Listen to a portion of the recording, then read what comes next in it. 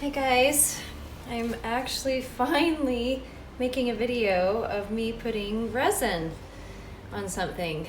And actually I've been putting resin on several things, but I just was too lazy to, too tired to try and film that part. And so actually this is going to be the first canvas painting that I will ever put resin on. So I'm kind of excited because this has got such vibrant colors that I really want the colors to pop out, and resin is a great way to get things to kind of shine and be magnified in a way. So I've mixed up my resin. There's two parts, and so you have to mix it to get it to combine and kind of start to activate.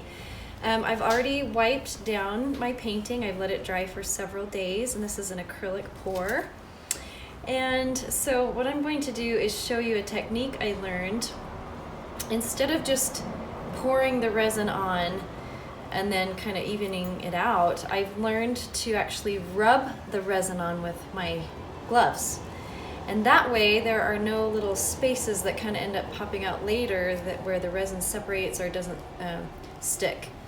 That's kind of a problem. And so I think I've officially eliminated that by learning to rub it in. So I'm gonna go ahead and start, and I will show you how this works. This just gives it a beautiful glossy coat, and I'm excited to try it on canvas. So here we go. I'm just gonna start pouring part of it. Probably do about half. Hopefully I have enough resin. I just kind of guessed. There's a lot of guessing in this game. So I'm just gonna actually rub it in. And I wanna just cover as much of the canvas as possible. I don't really have it secure on the table, so. I don't want the resin to be super thick because I don't want it to weigh down the center of the canvas because it's, you know, flexible. Whereas my other wood pieces are hard, so it doesn't make them bow or anything. So I'm gonna make sure and get the sides. One of the reasons why I've wanted to try resin on my canvas painting is because I've used this other gloss varnish, and it's not really thick, it's not super clear and shiny, but it is a nice top coat to preserve things and you know, give it a nice covering. But so many times it would crack. I live in Utah, so maybe it's the dry air here, but I've tried using humidifiers, and it's just, I don't know, it hasn't worked well for me, even though, as you learn in art, that sometimes the mistakes or the problems that happen end up being kind of a cool part of your art piece. So sometimes those cracks have been in my favor, and they turned out to be a really neat part of the painting. But I don't always want it to be that way. So I am, as you might know by some of my other videos, in love with resin because it's so thick and shiny and it just covers things so well. So I'm gonna do the other half of this. Looks like I will have enough. I'm gonna leave just a little bit extra so I can cover any extra spots I may have missed.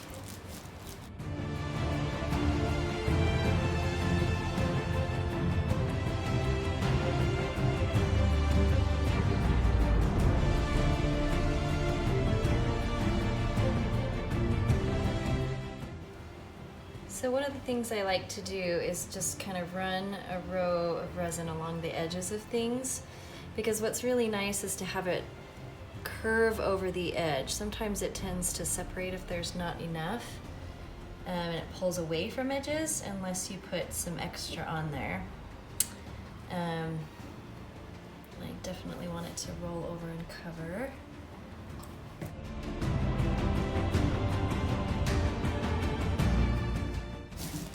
So I'm seeing some spots that kind of didn't get covered.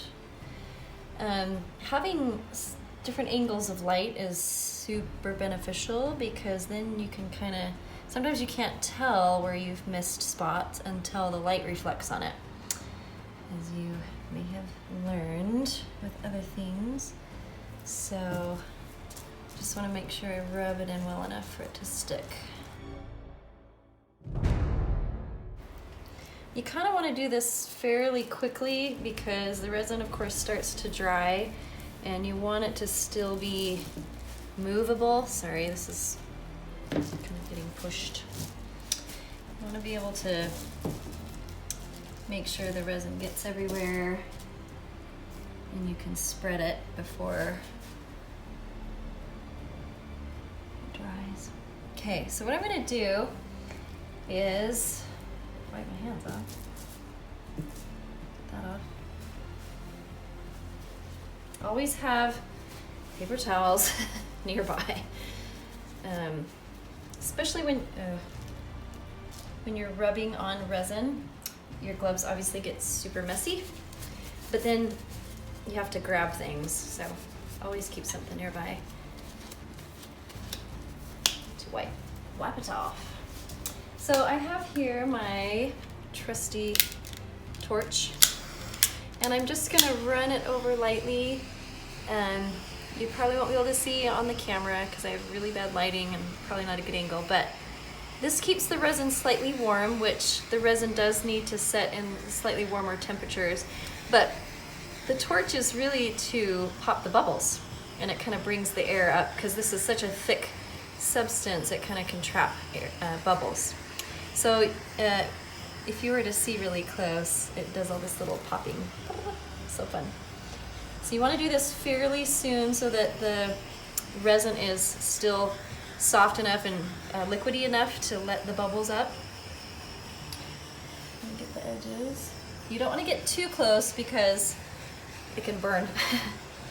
And you can start to see smoke. Tested that out before.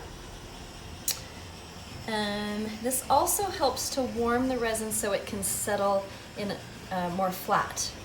You don't want it to be in lumps or bumpy, which it tends not to do, but having a torch or a heat gun can help that resin really settle in a nice flat level shine. Still see some bubbles. Sometimes you have to go over the resin a few times and you'll get a layer of bubbles, and then you have to kind of do it again. That's okay.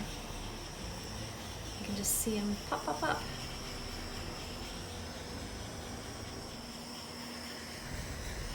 Oh, this is gonna look so much better with resin on it. I'm so excited. The colors are just so bright.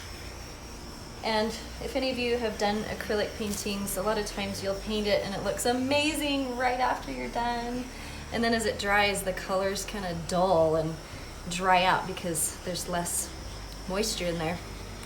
So having resin on top really gives it that wet, shiny look that I particularly favor.